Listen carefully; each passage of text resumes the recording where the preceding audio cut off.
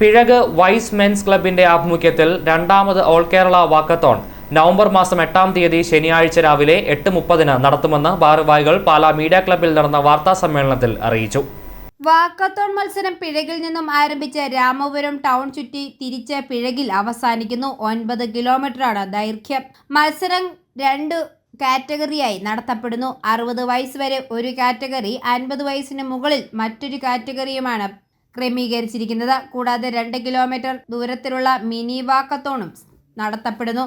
ആദ്യത്തെ 2 കാറ്റഗറി മത്സര വിജയികൾക്ക് യഥാക്രമം 5001 രൂപ ഒന്നാം സമ്മാനവും 3001 രൂപ രണ്ടാം സമ്മാനവും ട്രോഫിയും നൽകപ്പെടുന്നു. മത്സരാർത്ഥികൾ 200 രൂപ രജിസ്ട്രേഷൻ ഫീസ് നൽകേണ്ടതാണ്. MLA മാണി സി കാപ്പനാണ് ഫ്ലാഗ് ഓഫ് ചെയ്യുന്നത്.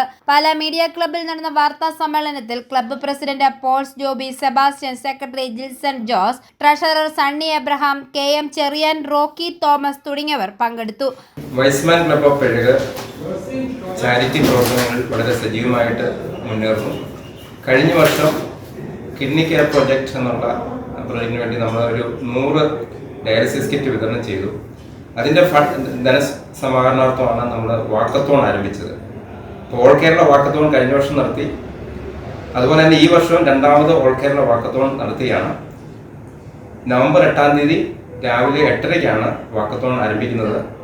ബഹുമാനായ Pala MLA Mani C Kappan flag off കർമ്മം നിർവഹിക്കുന്നു. 2 കാറ്റഗറിയിലാണ് മത്സരം നടത്തുന്നത്.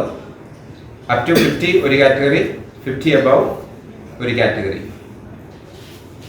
പിന്നെ ഇതിൻ്റെ കിട്ടുന്ന ധനം, ഇതിന് കിട്ടുന്ന വരുമാനം തീർച്ചയായിട്ടും ഞങ്ങൾ ഹോം ഫോർ ഹോംലെസ് എന്നുള്ള പുതിയ ഒരു പ്രൊജക്റ്റിന് വേണ്ടിയാണ് ഈ പണം ഉപയോഗിക്കുന്നത്.